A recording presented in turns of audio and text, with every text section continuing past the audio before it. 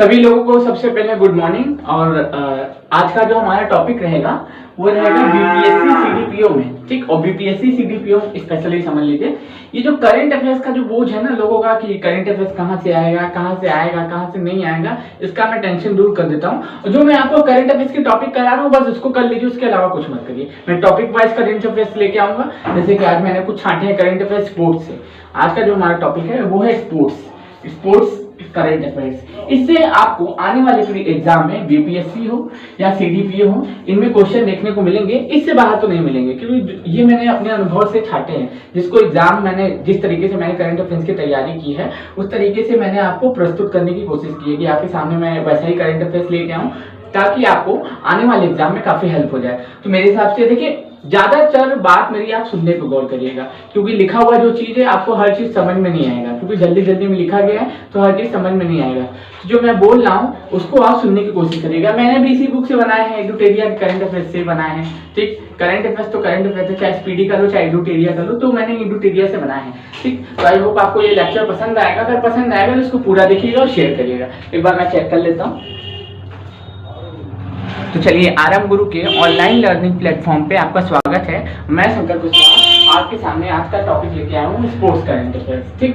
तो चलिए शुरू करते हैं। देखिए, पहला जो क्वेश्चन है, विजय हजारे ट्रॉफी 2021 का खिताब किसने जीता है? तो हिमाचल प्रदेश ने जीता है। किसने जीता है? हिमाचल प्रदेश ने जीता है। विजय हजारे ट्रॉफी 2021-22 का खिताब जो जीता है वो किसने जीता है? हिमाचल प्रदेश ने जीता है। होमवर्क आपका क्या है? आप बताएंगे किसको हरा के जीता है, आप ये बताइएगा, ठीक। सैयद मुश्ताक अली ट्रॉफी किसने जीता है? तो तमिलनाडु ने जीता है। होमवर्क क्या है कि किसने जीता, आप ये कमेंट्स करके बताएंगे, ठीक। ये दोनों क्रिकेट से संबंधित है, दोनों का दोनों चीज है जो है क्रिकेट से संबंधित है। याद रखिएगा मेरे दोस्तों, ये दोनों की दोनों चीजें किससे संबंधित है? क्रिकेट से संबंधित है। दोनों की दोनों चीजें क्रिकेट से संबंधित है। आपको काफी हेल्प हो जाएगी आने वाले सभी एग्जाम में। अब हम लोग आते हैं टोक्यो पैरा ओलंपिक। देखिए, टोक्यो पैरा ओलंपिक में आपको बहुत चीजें पढ़ाए होंगे, लेकिन जो मैं आपको बता रहा हूँ उसको ध्यान से सुनिएगा, बस उसी को पढ़ लीजिएगा, क्योंकि दुनिया बढ़ा रही है करंट अफेयर्स, दुनिया ताम झाम यू का पढ़ा रही है, कुछ समझ में नहीं आता है, तो वो इसीलिए मैं आपके सामने लेके आया हूँ। टोक्यो पैरा ओलंपिक 2020-21, ठीक। ये 20 का ओलंपिक था, 21 में खेला गया और पहली बार जापान एक ऐसा शहर बना, यानी कि जापान में टोक्यो एक ऐसा शहर बना जहाँ पे दो ओलंपिक खेले गए। एक 1964 का खेला गया था और एक ये कौन सा खेला गया है? एक खेला गया 2021 वाला, यानी कि 20 का था, 21 में खेला गया। स्थान क्या था? टोक्यो जापान था, ठीक। टोक्यो जापान था, टोक्यो जापान था, ठीक। कितने दिन चला? तो 13 दिन चला। क्वेश्चन ये पूछ सकता है आपसे कि कितने दिन चला, तो याद रखिएगा कितने दिन चला? 13 दिन चला। पूछेगा कि टोक्यो ओलंपिक का कौन सा संस्करण था? तो 16वां संस्करण था, ठीक। अगर बात करें कि ये जो है ओलंपिक का तो 32वां संस्करण था, ठीक। अगर बात करें टोक्यो पैरा ओलंपिक का तो ये 16वां संस्करण था। कितने दिन चला? 13 दिन चला। कितने दिन चला दोस्तों? 13 दिन चला, ठीक। कौन से नंबर का संस्करण था? 16वें नंबर का संस्करण था, ठीक। कहां पे हुआ? टोक्यो जापान में हुआ, ठीक। शुभंकर क्या था? शुभंकर था सोमाइटी, ठीक। शुभंकर क्या था? आपसे पूछ सकता है कि टोक्यो पैरा ओलंपिक का जो शुभंकर क्या था? तो सोमाइटी था, ठीक। और मोटो लाइन क्या थी? United by emotion. Motto line थी united by emotion. Motto line की क्या थी? United by emotion, united by emotion, united by emotion. याद रख लीजिएगा, आप लोगों के एग्जाम के लिए इंपॉर्टेंट है ये, ठीक। नए खेल कौन कौन से शामिल किए गए? टोक्यो पैरा ओलंपिक में 2 नए खेल शामिल किए गए, badminton plus taekwondo. Badminton plus taekwondo, Tokyo para Olympic में 2 नए खेल शामिल किए गए। अब बताइएगा आप कमेंट्स करके कि टोक्यो ओलंपिक में कितने नए खेल शामिल किए गए। टोक्यो जो ओलंपिक था उसमें कितने नए खेल शामिल किए गए, ये आप कमेंट्स करके बताइएगा कि जो टोक्यो ओलंपिक था, ठीक, उसमें कितने नए खेल शामिल किए गए। तो उसमें देखिए दोस्तों, उसमें 4 खेल शामिल किए गए हैं, ठीक। टोक्यो जो ओलंपिक था, आप कमेंट्स करेंगे तो ठीक है, नहीं तो अंत में मैं आपको बता ही दूंगा कि कितने नए खेल शामिल किए गए। चलिए आगे बढ़ते हैं, ठीक। नए खेल 2 शामिल किए गए टोक्यो पैरा ओलंपिक में, बैडमिंटन और ताइक्वांडो।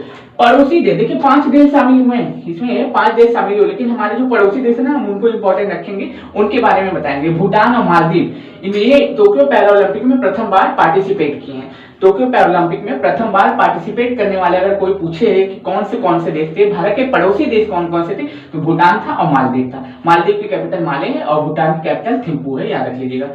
ध्वजवाहक कौन थे जब आरंभ हुआ था? तो टेकचंद। ध्वजवाहक जो थे, ठीक है, ध्वजवाहक जो थे वो कौन थे? ध्वजवाहक जो थे कौन थे? हमारे आरंभ में कौन थे? टेकचंद थे। कौन थे? टेकचंद, जो जेवलिन थ्रो यानी कि भाला फेंक से संबंधित है। ठीक, और समापन में अगर पूछे कौन था, तो अवनी लखेरा थी, जो गोल्ड मेडल जीती थी 10 मीटर एयर राइफल में।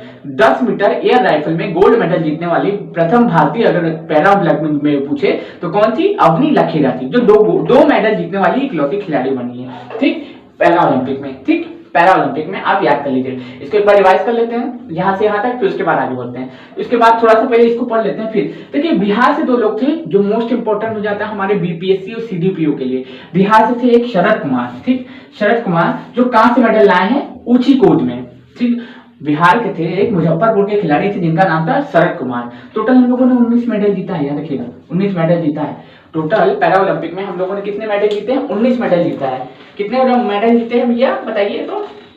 टोक्यो पैरा ओलंपिक में हम लोगों ने टोटल 19 मेडल जीते हैं। 5, 8 और 6 करके याद कर लीजिएगा। 5 गोल्ड था, 8 सिल्वर था और 6 क्या था? कांस्य था। इस तरीके से आप याद कर लीजिएगा, आपको ये पता होना चाहिए। 5, ठीक, 8 और 6, 8 और 6 14, 5 19, 5 गोल्ड, ठीक, ये 8 सिल्वर, ठीक, और 6 जो है कांस्य यानी कि ब्रॉन्ज। इस तरीके से आपको टैली भी याद होनी चाहिए। ठीक, तो शरद कुमार जो थे टोक्यो पैरा ओलंपिक में क्या लाए हैं भैया? कांस्य मेडल लाए हैं ऊंची कूद में। कहाँ के रहने वाले खिलाड़ी हैं? बिहार के मुजफ्फरपुर के रहने वाले खिलाड़ी हैं। शरद कुमार कहाँ के रहने वाले खिलाड़ी हैं? मुजफ्फरपुर के। कौन से खेल से संबंधित है? ऊंची कूद से संबंधित है। कौन सा मेडल लाए हैं टोक्यो पैरा ओलंपिक में? टोक्यो पैरा ओलंपिक में ये भैया क्या लाए हैं? कांस्य मेडल लाए हैं। ठीक, एक थे प्रमोद भगत, याद रख लीजिएगा, ये प्रमोद भगत थे, वैशाली के रहने वाले हैं। प्रमोद भगत थे, वैशाली के रहने वाले हैं। पहली बार बैडमिंटन को शामिल भी किया गया। ये बैडमिंटन में भारतीय खिलाड़ी जो हैं गोल्ड भी ले आए, तो इनसे बड़ा बहुत सम्मान, क्या नाम है, बहुत क्या नाम है, गर्व की बात है कि बिहार के खिलाड़ी हैं जिनका नाम है प्रमोद भगत, जो वैशाली के रहने वाले हैं। पहली बार बैडमिंटन को शामिल किया गया टोक्यो पैरा ओलंपिक में और वो गोल्ड भी जीत गए। ठीक, वो गोल्ड भी जीत गए बैडमिंटन में। ठीक, भारत ने कुल 19 मेडल जीते। ये तो मैंने आपको बता दिया कि भारत का भारतीय थीम गीत क्या था।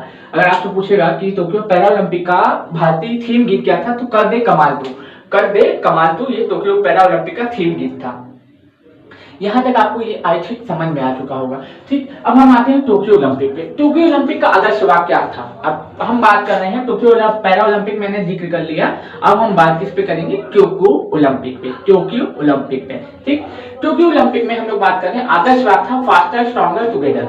Faster stronger together. 2 बार ओलंपिक की मेजबानी करने वाला अगर कोई देश बना तो जापान बना, यानी कि टोक्यो बना 1964 और 2021। सबसे युवा खिलाड़ी थी मोमिजी निशिया। ठीक, सबसे युवा खिलाड़ी जो थी उनका नाम था मोमिजी निशिया। ठीक, सबसे युवा जो खिलाड़ी थी उनका नाम था मोमिजी निशिया। क्या नाम था दोस्तों? सबसे युवा जो खिलाड़ी थी उनका नाम क्या था? मोमिजी निशिया। बार बार मैं आपको बोल रहा हूँ इसलिए क्योंकि इंपॉर्टेंट है हमारे एग्जाम के पॉइंट ऑफ व्यू से। सबसे युवा जो खिलाड़ी थी उनका नाम था मोमिजी निशिया। मोमिजी निशिया। अब 4 जो नए खेल शामिल किए गए उसमें है कराटे, स्केटबोर्डिंग, सर्फिंग और स्पोर्ट्स क्लाइंबिंग।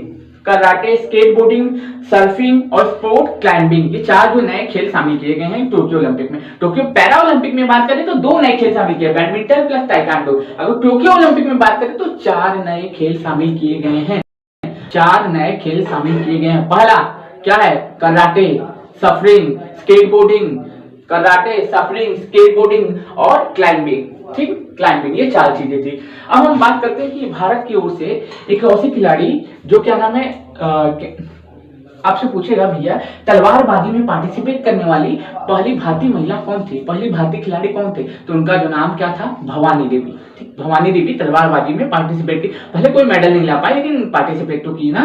ठीक, अब हम आगे आते हैं। सबसे युवा खिलाड़ी मैंने आपको बताया कि मोमिजी निशिया थी। अब आते हैं हम लोग इसके बारे में, हमारे जो गोल्ड मेडलिस्ट थे जिनका नाम क्या है आप सभी जानते हैं, उनका नाम कौन भूल सकता है? भाला फेंक दिवस उन्हीं के उपलक्ष्य में मनाया जाएगा 7 अगस्त को। नीरज चोपड़ा 87.5 मीटर दूर भाला फेंक दिए। ठीक, या भाला उठाए या नचा के इतना दूर फेंक दिए। ठीक, नचा के भाला फेंक दिए। उनका नाम है नीरज चोपड़ा, जो स्वर्ण पदक लाए हैं, हरियाणा के रहने वाले खिलाड़ी हैं। 88.58 मीटर दूर भाला फेंक दिए। ठीक, भाला फेंक दिए हैं। ये गोल्ड मेडल लाए हैं टोक्यो ओलंपिक में। टोक्यो ओलंपिक में इकलौते ऐसे खिलाड़ी जिन्होंने गोल्ड मेडल लाया है टोक्यो ओलंपिक की बात करो, पैरा ओलंपिक की बात मैं नहीं कर रहा हूँ। ठीक, टोक्यो ओलंपिक में गोल्ड मेडल लाने वाले इकलौते खिलाड़ी बने हैं कौन? हमारे नीरज चोपड़ा। 2021 के ओलंपिक में, 2020 के ओलंपिक में 21 में खेला गया। इससे पहले भी एक खिलाड़ी ला चुके हैं, उनका हम नाम बताएंगे, जो शूटिंग में लाए हैं। ठीक, 2008 में लाए हैं, अभिनव बिंद्रा। वो पहला गोल्ड मेडल लाए थे एकल प्रतिस्पर्धा में, और ये दूसरे खिलाड़ी बने हैं जो एकल प्रतिस्पर्धा में कितने सालों बाद मेडल लेके आए हैं, गोल्ड मेडल। दूसरा है रवि कुमार दहिया, कुश्ती में रजत पदक लाए हैं। ये भी रहने वाले खिलाड़ी कहाँ के हैं, हमारे हरियाणा के हैं। तीसरे हैं हमारे मीराबाई चानू, जो वेट लिफ्टिंग में ये भी क्या लाई है, रजत पदक लाई है। वेट लिफ्टिंग में रहने वाली खिलाड़ी है मणिपुर की। ठीक, लाइन से याद करते हैं। नीरज चोपड़ा भाला फेंक में 87.5 मीटर दूर क्या फेंके, भाला फेंके, उसमें गोल्ड मेडल लाए हैं। कहाँ के रहने वाले खिलाड़ी हैं, हरियाणा की खिलाड़ी हैं। दूसरा रवि कुमार दहिया है, क्या है, रवि कुमार दहिया कुश्ती के खिलाड़ी हैं, कहाँ के रहने वाले हैं, हरियाणा के हैं। कौन सा मेडल लाए हैं, रजत पदक लाए हैं। ठीक, तीसरी है मीराबाई चानू, जो कहाँ के, मणिपुर के रहने वाली है, रजत पदक लाई है, भारोत्तोलन में लाई है। ठीक, ये इंपॉर्टेंट हो जाता है हमारे एग्जाम में पॉइंटिंग से। तो 3 को याद कर लीजिए, ये गोल्ड, ठीक, ये सिल्वर। अब 4 जो है वो क्या है, 4 हमारा जो मेडल है वो क्या है, आप सभी जानते हैं कि कहां से मेडल है। ठीक, पता है सभी को, रिवीजन है, हालांकि आप सब चीज पढ़ चुके हैं, लेकिन ये रिवीजन प्रोसेस चल रहा है तो हम लोग भी करा ही रहे हैं आपका। ठीक, लवलीना मुक्केबाजी में असम की रहने वाली कांस्य पदक लाई है। लवलीना जो है मुक्केबाजी में क्या हुई है, असम की रहने वाली कांस्य पदक लाई है। पीवी सिंधु दूसरी बार मेडल पाने वाली पहली भारतीय महिला बनी है जो ओलंपिक में 2 मेडल जीतने वाली पहली, अगर कोई भारतीय महिला जो 2 बार मेडल लाई है तो कौन सी हो जाएंगी, पिछली बार भी ये लाई थी, सिल्वर लाई थी, इस बार क्या लाई है, कांस्य लाई है। बैडमिंटन की खिलाड़ी है, आंध्र प्रदेश की रहने वाली है, कांस्य पदक लाई। बजरंग पूनिया कुश्ती के खिलाड़ी है, हरियाणा के रहने वाले, कांस्य पदक लाए। और हॉकी टीम 41 साल बाद अगर कोई मेडल लाई है, 41 साल बाद हमें हॉकी में कांस्य पदक नसीब हुआ, तो थोड़ा सा गर्व की भी बात है, लेकिन थोड़े शर्म की भी बात है कि राष्ट्रीय खेल होने के बाद भी हम लोगों का हॉकी में इतना बुरा हाल है। फुटबॉल में 106 नंबर पे है, हॉकी में अति पता नहीं चलता है, सबको केवल क्रिकेट खेलना है। ठीक, तो देश के बारे में कोई नहीं सोचता है, सब केवल अपने अपने स्वास्थ्य के बारे में सोचते हैं। अगर देश के बारे में लोग सोचना शुरू कर दें तो जरूर देश तरक्की करेगा, हर एक स्पोर्ट्स में आगे होगा, केवल क्रिकेट ही नहीं। लेकिन क्या है ना, रंगमंच सजा हुआ है, आप भी देखने के लिए मौजूद हैं, हम भी देखने के लिए मौजूद है, दुनिया मजा ले रही है, आप भी मजा ले रहे हैं। सब करते हैं बात विश्व गुरु बनने की, लेकिन कोई बनाना चाहता नहीं है। बात तो सभी करते हैं कि भैया भारत को विश्व गुरु बनना चाहिए, लेकिन क्या है, शाम को बैठ जाएंगे, डांस इंडिया डांस देखने लगेंगे, ठीक, उसमें इमोशन का चस्का डाला जाएगा, ठीक, उस आप भी मजा ले रहे हैं, वो भी मजा ले रहे हैं, और इसी में आनंद में जीवन निकलता जा रहा है और कुछ हो नहीं रहा है, बस खाली कमेंट्स करने आता है लोगों को। तो छोड़िए ये सब फालतू की बात, हम क्या आपको समझा रहे हैं, आप खुद समझदार हैं। अंतरराष्ट्रीय क्रिकेट में 10,000 रन बनाने वाली प्रथम भारतीय महिला खिलाड़ी कोई बनी है तो उनका नाम है मिताली राज, जो भारतीय हॉकी टीम की भारतीय महिला क्रिकेट टीम की कप्तान है। अगर आपसे पूछे कि टोक्यो ओलंपिक में, ठीक, ध्वजवाहक कौन थे, टोक्यो ओलंपिक में ध्वजवाहक कौन थे, तो आप कमेंट्स कर, मैरी कॉम थी, और कौन था, मैरी कॉम और मनप्रीत सिंह थी, ठीक। वो कौन, हॉकी टीम के खिलाड़ी हैं, हॉकी टीम के कप्तान हैं, और मैरी कॉम जानते हैं कि मुक्केबाजी में बॉक्सर हैं, ठीक। तो वो दोनों लोग क्या थी, आरंभ जब टोक्यो ओलंपिक का शुरुआत हुआ था तो उसमें ध्वजवाहक थी, और समापन में कौन थे, बजरंग पूनिया थे। ये आप याद कर लीजिए। अंतरराष्ट्रीय क्रिकेट में 10,000 रन बनाने वाली प्रथम भारतीय खिलाड़ी बनी है कौन, मिताली राज, प्रथम भारतीय महिला बनी है, ठीक, याद रख लीजिएगा। खेलो इंडिया विंटर गेम का आयोजन गुलमर्ग जम्मू कश्मीर में किया गया। खेलो इंडिया विंटर गेम का आयोजन गुलमर्ग कश्मीर में किया गया। खेलो इंडिया विंटर गेम का आयोजन गुलमर्ग कश्मीर में किया गया। सबसे बड़ा क्रिकेट स्टेडियम विश्व का, भारत का नहीं, पूरे विश्व का सबसे बड़ा स्टेडियम कहां बन के तैयार हुआ है, तो अहमदाबाद में। उस अहमदाबाद क्रिकेट स्टेडियम का नाम क्या रखा गया है, नरेंद्र मोदी स्टेडियम। उस नरेंद्र मोदी स्टेडियम की कैपेसिटी है 1,10,000 दर्शक वहां पे बैठ के मैच देख सकते हैं। उसका उद्घाटन किसने किया, तो हमारे जो राष्ट्रपति साहब हैं श्री रामनाथ कोविंद जी, उन्होंने उसका उद्घाटन किया। और नाम क्या है क्रिकेट स्टेडियम का, मोटेरा था पहले, नाम बदल के अब नरेंद्र मोदी स्टेडियम कर दिया गया है, इंपॉर्टेंट है। और पूछेगा कि भारत का सबसे बड़ा hockey stadium Birsa Munda stadium कहां बना है, तो राउरकेला में बना है। राउरकेला कहां है, तो उड़ीसा में है। भारत का सबसे बड़ा हॉकी स्टेडियम कहां बना है, राउरकेला में बना है। राउरकेला कहां, उड़ीसा में है। इंपॉर्टेंट है, आपके एग्जाम के पॉइंट ऑफ व्यू से आप इसको याद कर लीजिएगा। आई होप आपको ये समझ में आ रहा होगा, ठीक। मैं ज्यादा बड़बड़ नहीं कर रहा हूं, ठीक।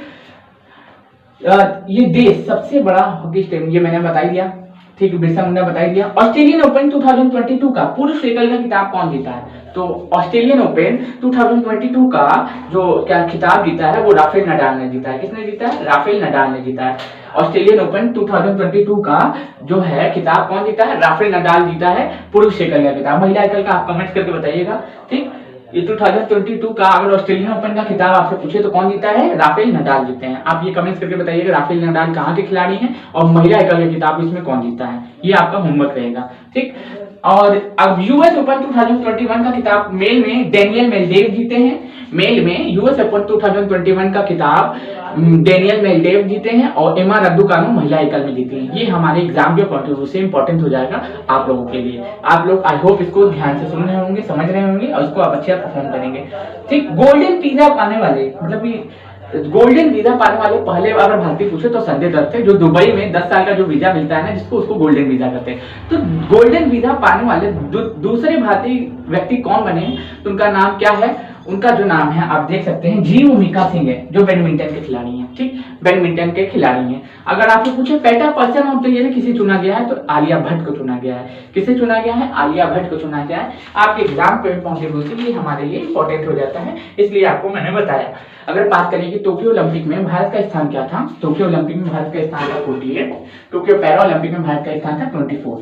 ये आप कंपेयर करके याद कर लीजिएगा। इसमें हम लोगों ने मेडल जीते हुए पैरा ओलंपिक में 19, इसमें जीते हैं 7। इसमें है टैली क्या 5 गोल्ड। अगर इसमें पूछे टोक्यो ओलंपिक में टॉप पे कौन था, टोक्यो ओलंपिक में टॉप पे कौन था, तो यूएसए था, ठीक। टोक्यो ओलंपिक में टॉप पे कौन था? टोक्यो ओलंपिक में टॉप पे कौन था? यूएसए था। टोक्यो ओलंपिक में टॉप पे कौन था? तो यूएसए था। टोक्यो ओलंपिक में टॉप पे यूएसए था। टोक्यो ओलंपिक में टॉप पे यूएसए था। टोक्यो पैरा ओलंपिक में बात करें तो चाइना था, ठीक, चाइना था। ये एग्जाम के हमारे पॉइंट ऑफ व्यू से इंपॉर्टेंट हो जाता है। आई होप आपको ये लेक्चर समझ में आया होगा। नहीं समझ में आया तो 2 बार 3 बार देखिए। इस बार क्वेश्चन आपको स्पोर्ट्स में नहीं मिलेंगे। स्पोर्ट्स में 5 से 6 क्वेश्चन की उम्मीद मैं कर रहा हूँ और इसमें से ही मिलेंगे आपको ज्यादातर क्वेश्चन, क्योंकि इसके अलावा कोई इवेंट हुआ नहीं है। एग्जाम होना है आपको अप्रैल में, ठीक, अप्रैल में एग्जाम होना है, तो इससे बाहर तो आपको क्वेश्चन देखने को मिलेंगे नहीं। जब भी आएगा फरवरी तक का ही करंट अफेयर्स आपको देखने को मिलेगा, उससे बाहर आपको करंट अफेयर्स देखने को नहीं मिलेगा, ठीक। तो फरवरी का मंथ चल रहा है और जो भी महीना चल रहा हो वैसे भी लोग इस मंथ को मोहब्बत वाला महीना कहते हैं। तो अपने स्टडी से मोहब्बत करिए, अपने क्या नाम है किताब से मोहब्बत करिए, अपने लक्ष्य को मोहब्बत करिए, एक दिन आप जरूर सक्सेस होंगे। तो इसी के साथ मैं आज की अपनी वाणी को विराम देता हूँ। और आज का लेक्चर अगर आपको पसंद आया तो शेयर करिए, सब्सक्राइब करिए और अपने स्टडी को कंटिन्यू बरकरार रखिए। धन्यवाद।